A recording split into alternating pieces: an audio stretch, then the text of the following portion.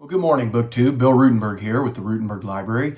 I wanted to come to you today with a book tag, and this is a tag that's been going around on BookTube for the last week or so. I've seen it, and I've kind of put it off. Not that it's a hard tag; it's a very easy tag to do. But I just found that every time I wanted to do it, something came up, and I got busy. But anyway, yesterday I was watching the "Why Haven't I Read These Books Yet" book tag.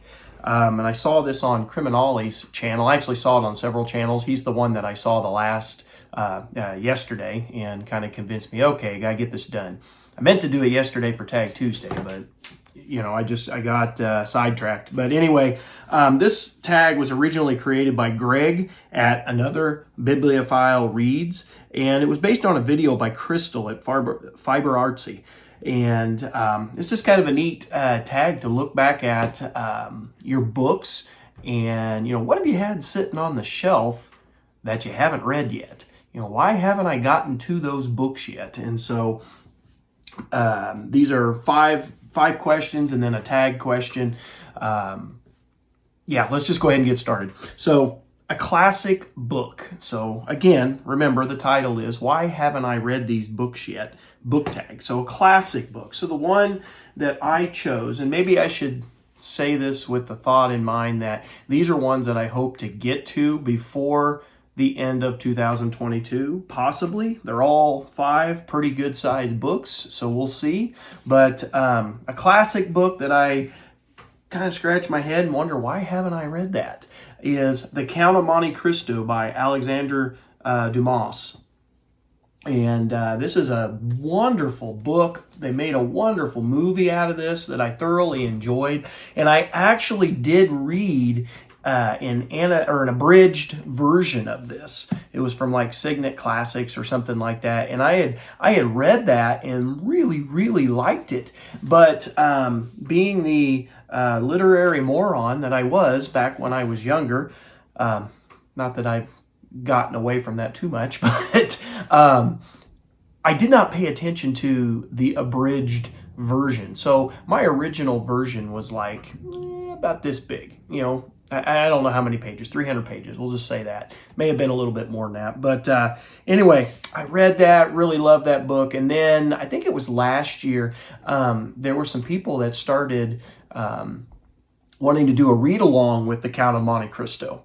And I was like, oh, that would be awesome. I could go dig out my book and, yada, yada, blah, blah, blah. And then she held up the book and it was like this. And I remember my book being like this. And I was like, what the heck is that?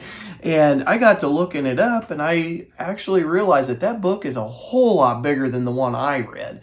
And so anyway, needless to say, around Christmas time this last year, I picked this up from Barnes & Noble. I thought $8 was a pretty good price. And actually, I think these may have been even half off of this. It may have been only $4. I can't remember. There was a sale of some sort, and my wife was stacking books up, which was a real big surprise for me because she doesn't buy books all that often, not nearly to the degree that I do.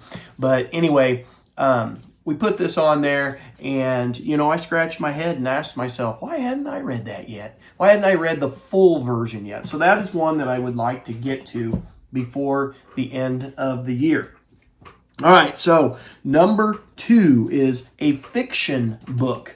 Okay, so for this one, I chose Stephen King's The Bizarre Bad Dreams. And these are a series of short stories. And there's a whole bunch in here. I didn't count, but you can look at the table of contents there. And then it goes on to the second page. So there's several short stories in here. And this book, the reason I put this on my list as one of the why haven't I read this book yet, is because my first year on BookTube, I had won a prize or won a drawing from a fellow BookTuber. And he sent me this, and I never got to it. I put it on my my October list of, October being Halloween, scary stuff. So I was thinking Stephen King. And then I did the same thing the next year. I may have even had it on my 2021 TBR list. I've had it on a couple 3 TBR lists, and I haven't got to it yet.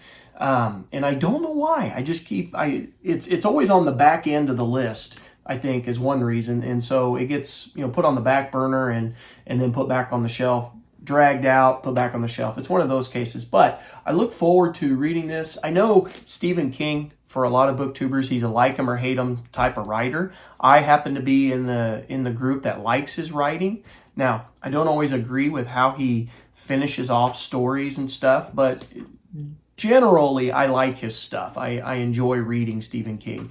And the last one that I read was Under the Dome, and that thing was a huge, huge book, and I liked it until the last, 40, 50 pages. And it was well over 1,000 pages. I loved the book. I liked how it was going. And then I felt he kind of ruined the story. And, but I mean, it's his story. So what can I say? He makes he writes a lot more books than I do. I write none. And I don't know how many he's wrote. It's been a bunch. But anyway, I hope to get to this. And I have no idea why I haven't read it. It just keeps getting put on the back burner. No specific reason. Number 3 is a nonfiction book. Now, again, back when I started this channel back in January of 2020, immediately people picked up on that I was, first of all, a history guy. I mean, I put that out in my, what was it, the Meet the Booktuber tag, or what is that tag called? BookTube newbie tag? Yeah. And when I did that, everybody figured out pretty quick, I'm a nonfiction reader. I love history, especially American history. And my niche is probably the Civil War. That's where I've got, a whole lot of my books. And I read a whole lot of Civil War stuff. And immediately in the comments section, I'd created a Civil War book tag. And I didn't... I didn't know exactly which books to put on my list. And when I created that tag, and actually I probably need to redo that tag now that I'm sitting here thinking about it. I need to do a redo on that because I've read a ton of books since I made that tag 2 years ago. But anyway, I digress. Let me get back to the point. When I made that, a whole bunch of people in the comment section had asked me, have you read Alan Nevin's The Ordeal of the Union? And I had seen that in the bibliography of, I don't know how many books. Almost every major Civil War works that I have read has had Alan Nevin's in there. But I had not read it. And the main reason was, well, there were 2 reasons. Number 1, I never found them in bookstores. Never found them. And then number 2, when I looked on Amazon or eBay or, any of the bookstores that I typically get on, they were extremely expensive. And I just didn't want to commit that much money to one set of books. I kept holding out, hoping that, I will be able to find that in a used bookstore. Never did. And then I can't remember if this was I think it was Christmas of 2021. Maybe my birthday, I don't remember. I used some gift card money on Amazon, and I ended up buying the entire series. It's 8 volumes long. I have it in 4 books because they've got 2, as you can see, 2 volumes, or 2 books per volume, excuse me. So I have a 4-volume set with all 8 books. And I finally decided I'm going to plunk down the money so that I can read this and enjoy this like everyone out there has told me I needed to do. And so I plunked it down, and forever it has sat right here on my shelf, and I have yet to read it. I haven't even taken the plastic off of this one yet. And so it is my hope before the end of this year, before the end of 2022, to read through at least the first book, if not the first 2 books, the entire first volume of The Ordeal of the Union. And so, being a Civil War guy, this is one of those, it's probably a must-have. So, number 4, a genre book. Okay, so every March we do March Mystery Madness. I love mysteries, but I do not read a ton of them because, like I said, I read all this nonfiction stuff. And so a lot of times I put my fiction reading on the back burner.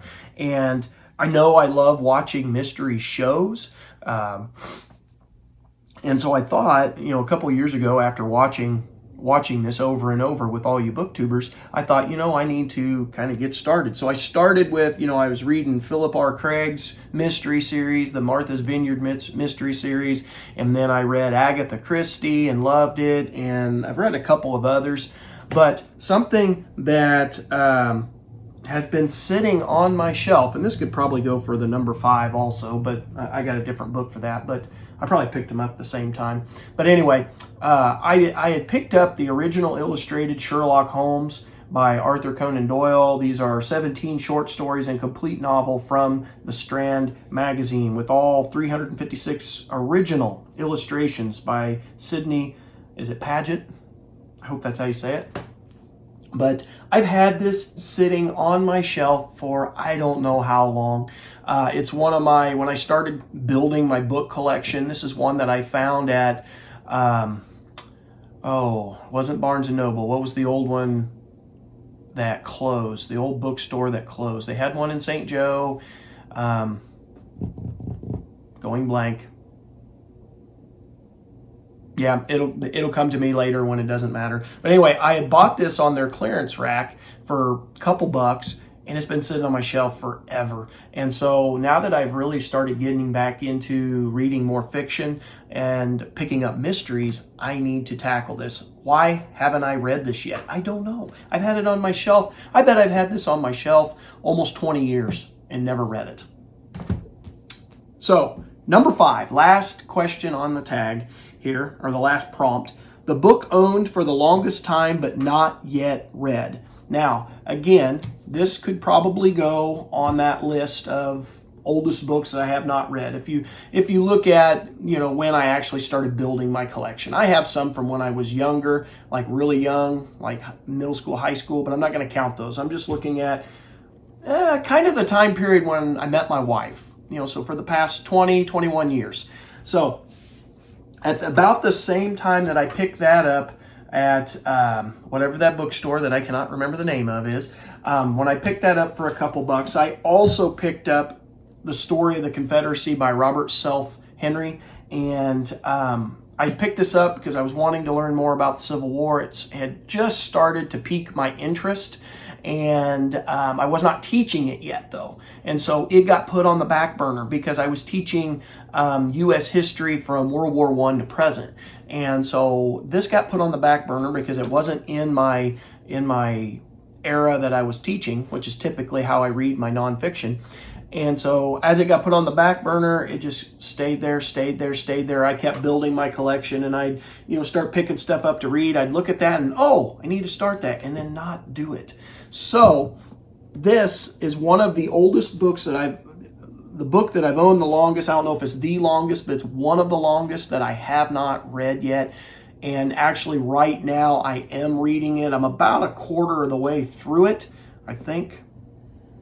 Maybe 20% through it. But anyway, I have been starting on this. It's a super easy read, very interesting. And the reason that I actually picked it up was because of the Robert E. Lee biography that I had buddy read with Peg at the History Shelf. And I got to reading about Robert E. Lee and the Confederacy. And, I am a Union man, so the books that I tend to read tend to go towards the Union. But I thought, if I'm a true history guy, I've got to look at both sides of the story. And I thought maybe this would be, a look at the Confederacy itself. I'm finding that it's still, in my eyes anyway, still sides with the Union a little bit. It isn't like totally pro-Confederate.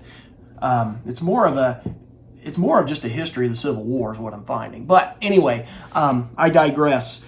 So that would be the book that I've owned for the longest time but not yet read, or at least one of them. So that concludes the 5 questions. Number 6 is tag people. And so let's see. I think I am going to tag Peg at the History Shelf.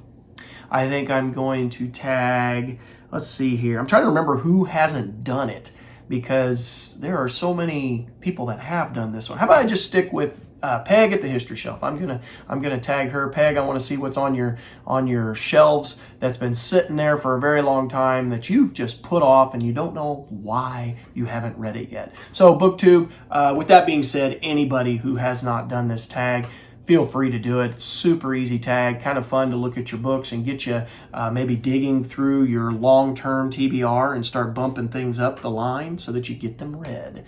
So I hope everyone's having a great day. Weather's beautiful here in Iowa. I hope it's beautiful where you're at. I hope it's good for reading, because it has been for me. I've had some good reading days. So with that being said, BookTube, happy reading.